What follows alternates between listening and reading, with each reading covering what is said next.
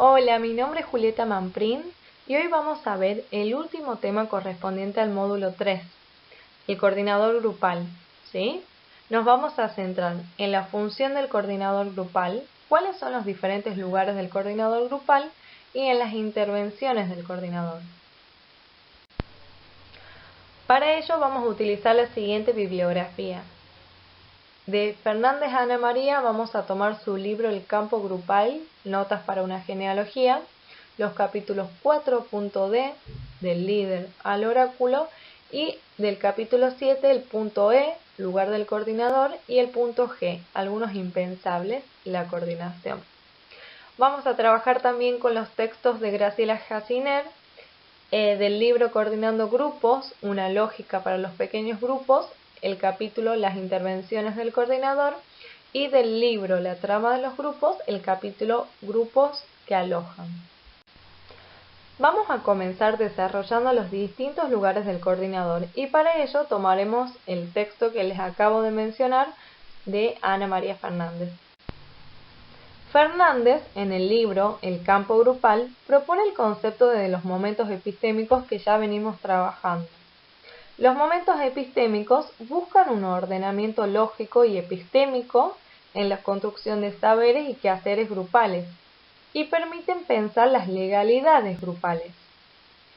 Este ordenamiento, que no es cronológico, llevó a delimitar también el lugar que el coordinador de los grupos ocupa en cada uno de ellos. Así diferencia el perfil de coordinación que instituye la microsociología, el coordinador líder, la corriente psicoanalítica, el coordinador oráculo, y la corriente grupalista, el coordinador que renuncia al saber de la certeza. Estos lugares de poder no suponen que sean los únicos que un coordinador puede ocupar, son algunos de los posibles que fueron identificados por Ana María Fernández. Cada uno de estos será jugado desde un lugar diferente.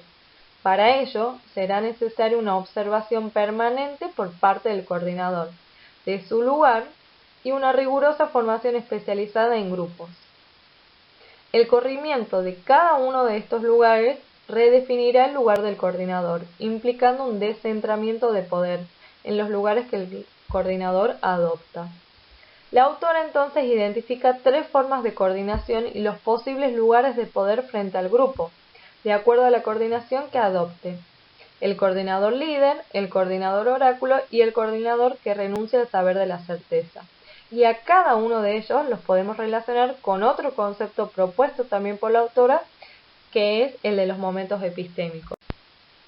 Comencemos hablando del coordinador líder, el cual lo podemos relacionar con el primer momento epistémico. Hay una unificación de la coordinación con el liderazgo, como su nombre lo indica, y esto es propio de la microsociología. Sus producciones, sus intervenciones, las del coordinador, se asientan sobre la sugestión con sus mecanismos de inducción, por lo que ello implica una violencia simbólica. Líder como lugar de poder saber. El grupo responde en función de lo que el líder busca, de lo que el líder quiere. La autora habla de coordinador oráculo, el cual lo podemos relacionar con el segundo momento epistémico. ¿Pero por qué oráculo? ¿Qué es un oráculo? El término oráculo deriva del latín oraculum, que significa tanto la respuesta de una divinidad o de los dioses a las cuestiones que se les plantean, como la propia divinidad o dios que da las respuestas. Es decir, coordinador oráculo en tanto lo sabe todo y da respuestas. Fernández propone llamar entonces coordinador oráculo al perfil del coordinador que surge a partir de la corriente psicoanalítica, por eso lo relacionamos con el segundo momento epistémico. Surge de un primer descentramiento, la separación del lugar del coordinador del líder, es decir, cambia el lugar del coordinador, y esto es posible por la incorporación de dispositivos psicoanalíticos en el trabajo con grupos, con sus reglas técnicas como también con sus conceptos teóricos. Entonces, la introducción de la escucha psicoanalítica, con sus condiciones de neutralidad y abstinencia, produjo este importante descentramiento. Pasamos de un coordinador líder a un coordinador oráculo. Oráculo porque todo lo ve, porque predice, adivina, sabe todo lo que le pasa al grupo. Veamos cuáles son entonces los requisitos para tal descentramiento. Beaulieu, en el año 1973, a las ya conocidas condiciones de neutralidad que el dispositivo psicoanalítico había aportado, acentúa la exigencia hacia el coordinador en la devolución de los liderazgos al grupo, la no apropiación de las producciones grupales y la elaboración, desde el momento de la formación del grupo, de su pérdida. Pero se instaura otra forma de poder de la coordinación, el poder ligado al saber, en tanto el coordinador, en el acto interpretante, devela lo oculto del grupo. Solo él sabe lo que el grupo dice cuando sus integrantes hablan. Este es un nuevo lugar de saber-poder. Se instituye en otra forma de liderazgo. El coordinador detenta un supuesto saber del grupo, de allí su nombre, coordinador oráculo. El coordinador tiene la certeza, solo él sabe el sentido oculto del acontecer grupal.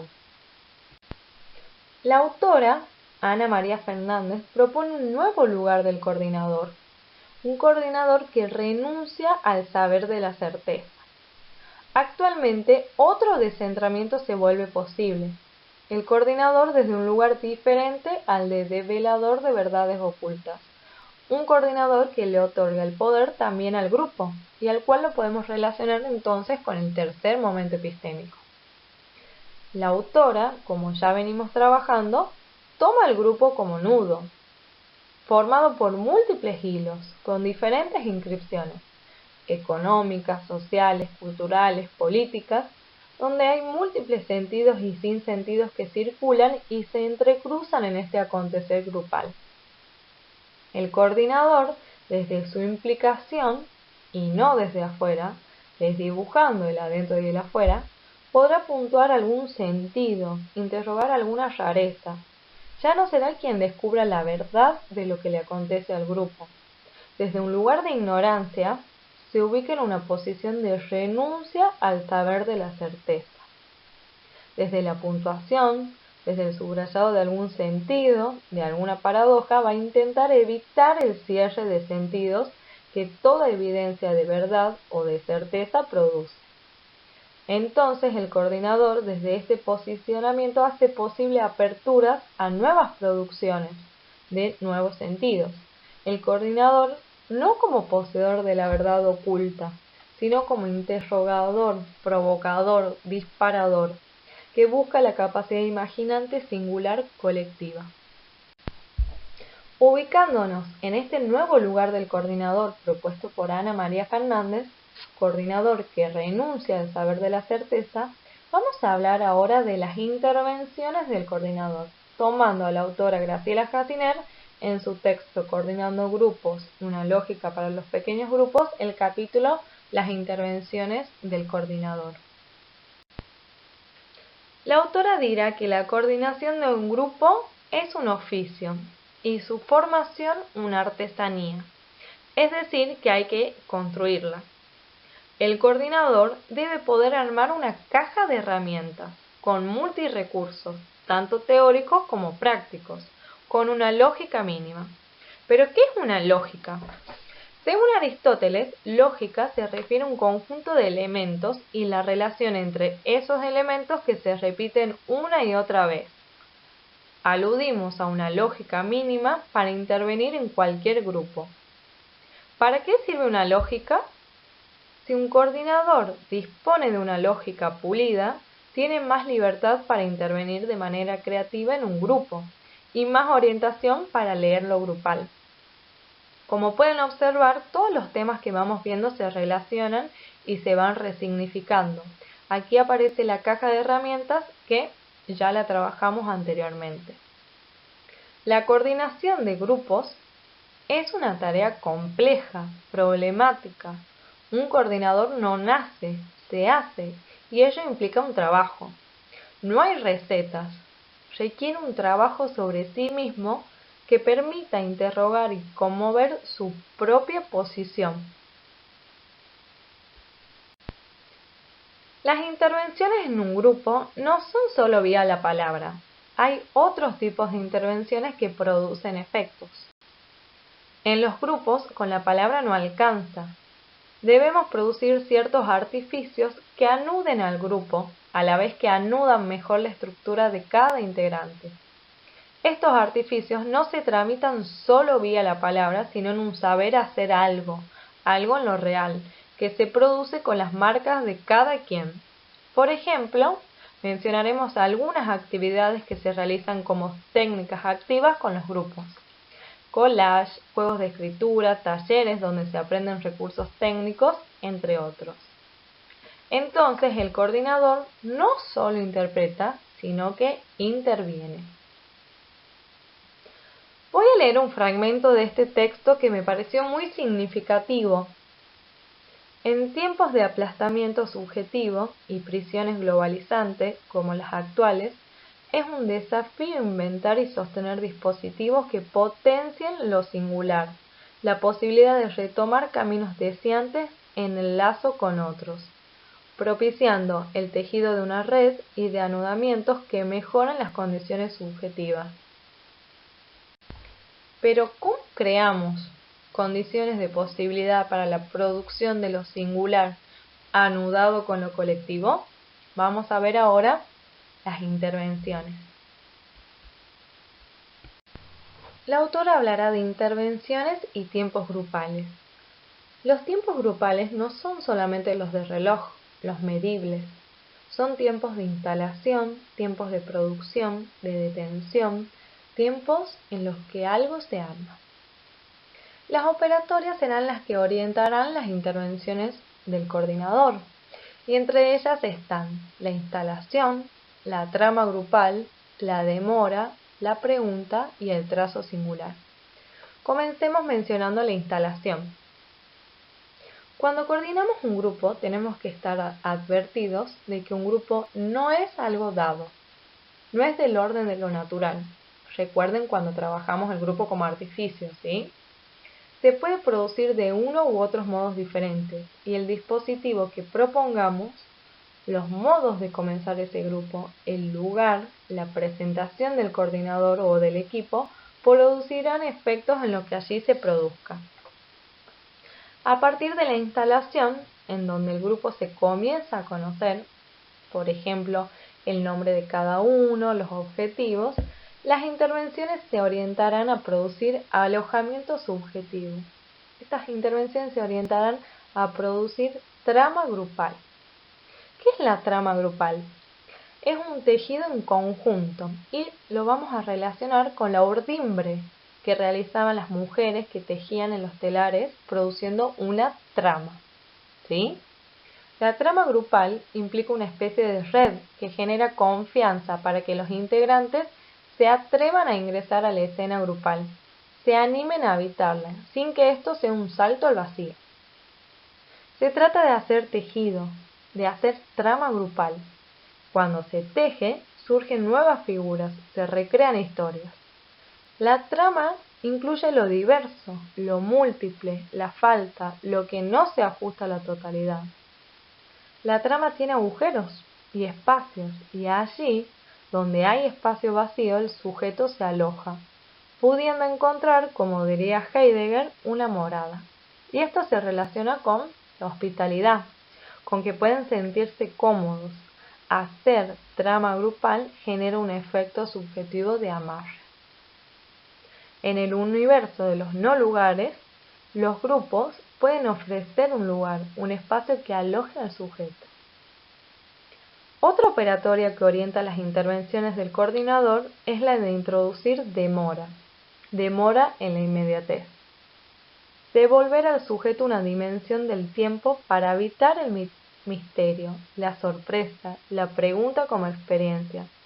Actualmente la capacidad de asombrarse, de preguntarse, se encuentra perdida. Además, vivimos en el mundo de lo inmediato, de lo instantáneo. Muchas veces el grupo quiere todo y lo quiere ya. La impaciencia lleva a buscar atajos en la razón. El coordinador debe introducir la demora para que el sujeto pueda detenerse en esa desesperada búsqueda de razones, demorar las respuestas, crear un tiempo sin desesperada búsqueda de certezas. El coordinador debe introducir la pregunta. La función del coordinador apunta a que en el trabajo grupal algo devenga poroso, que se puede interrogar el sentido común, es decir, lo que aparece como naturalizado. Es importante propiciar la interrogación que quiebre el sentido común. ¿Sí? La autora toma una idea de Heidegger y a partir de ella va a decir que construir un grupo será hacerlo habitable y seguirá habitando en la misma construcción. Entonces también será hospitalario. Es decir, a través del trabajo en conjunto se irá construyendo el grupo, la trama grupal, como espacio hospitalario, en el sentido que aloja, amarra. ¿Sí? Cuando alguien estuvo alojado subjetivamente, es más probable que pueda hacer un proceso de separación, que pueda producir un trazo singular, pero anclado en el grupo. El sujeto se produce en el campo del otro, con los significantes del otro, y a este movimiento lo llamamos alienación. La creación de lo singular, de lo propio, es un movimiento de separación. Será siempre efecto de lo que Lacan dio en llamar separación. Creación sería en esta propuesta la producción de un trazo separador que instaura un nuevo tiempo en el sujeto. El trazo singular como parte de la operatoria que lleva al protagonismo anudado y permite la creatividad grupal. La autora propone una metáfora: poder volar pero con raíces, flamear pero sujetado a un mástil. La autora va a plantear entonces dos modos de intervenir: las intervenciones de ligadura o enlace y las intervenciones de corte o acotamiento. Las intervenciones de ligadura o enlace, el coordinador apunta a que se teja trama, a producir trama que aloje al sujeto, para que luego pueda separarse en la producción de lo propio, que juegue sus marcas. Las intervenciones de ligadura entonces ofrecen un intervalo, una demora, un vacío suficiente para albergar al otro, un espacio para alojar la pregunta del otro y cuyo efecto será la trama grupal. Las intervenciones de corte o acotamiento propician el trazo singular, es decir, la producción de lo propio agujereando la trama del otro. Es importante saber que uno interviene y solo a posteriori, o sea, luego de la intervención, por sus efectos sabrá si una intervención fue de corte o ligadura. Vamos a nombrar diferentes intervenciones. Hay intervenciones que, aunque parezcan mínimas, no son sin efectos en el campo de lo grupal. Darles categoría de intervención es ocuparnos de sus efectos. El diseño del dispositivo, este concepto que hemos trabajado previamente, la convocatoria, el tratado del espacio y el hábitat son diferentes intervenciones. El contrato, ¿sí? Cuando en los comienzos de un grupo proponemos un contrato, ya estamos realizando una intervención. Se trata de una clausura imaginaria. Se establecen pautas, tiempos, límites que tienen efectos. El tono de voz, ¿sí? Debemos cuidar el tono de voz. Hay voces que alojan y otras que, por el contrario, alejan. Voces que transportan una melodía, que inscriben un silencio, que en su intervalo alojan. Los ritmos, los silencios, las preguntas que abren sentido son diferentes tipos de intervenciones. Las interpretaciones, los señalamientos, las puntuaciones, las descripciones, las conjeturas, los subrayados, las propuestas, las explicaciones, los comentarios, las narraciones, los chistes, la presencia del coordinador. No se interviene, recordemos, solo con las palabras. El coordinador presta algo de su cuerpo, de sus emociones para sostener la escena grupal. Hay algunas presencias que generan distancias y otras que alojan. Las técnicas de acción, lúdicas, de creatividad, psicodramáticas y el cierre del encuentro van a producir efectos. Por último, luego de haber hecho este recorrido por los diferentes lugares del coordinador, de acuerdo a cómo se posiciona frente al grupo, Relacionándolos con los momentos epistémicos y haber visto las distintas intervenciones del coordinador grupal, nos parecía interesante que puedan observar esta imagen. Las meninas de Velázquez, pintadas en el año 1656. En ella hay un juego de miradas.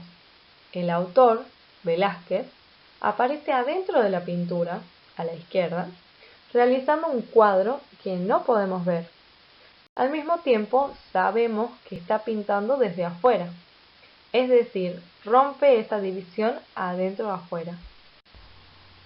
La autora, Graciela Casinera, en el texto Grupos que alojan, utiliza esta imagen como metáfora de la posición de quien encarna la función del coordinador y dirá: aunque nos encontremos inmersos, involucrados en el grupo, es necesario introducir una separación y una distancia para poder descubrirlo y abordarlo. Es decir, el coordinador debe zambullirse, embarrarse en el grupo, pero al mismo tiempo debe estar afuera, separado para poder observarlo e intervenir. En relación a la coordinación, la tomará como función lógica. Así como hablamos de función materna, paterna, la autora propone función del coordinador y dirá que quien encarna la función es necesario que esté sostenido en una lógica y una teoría de la lectura, que esté capacitado, formado. También es necesario que quien encarna la función haya trabajado suficientemente en sus propias escenas fantasmáticas para que pueda operar otra función, el deseo del coordinador. Es decir, quien ocupe la función del coordinador debe estar advertido de sus fantasmas y el deseo que lo habita, para poder propiciar que el artificio, es decir, el grupo, devenga en dispositivo subjetivante. A partir del trabajo sobre uno mismo, quien ocupa la función del coordinador podrá provocar, motivar y movilizar el deseo de los demás.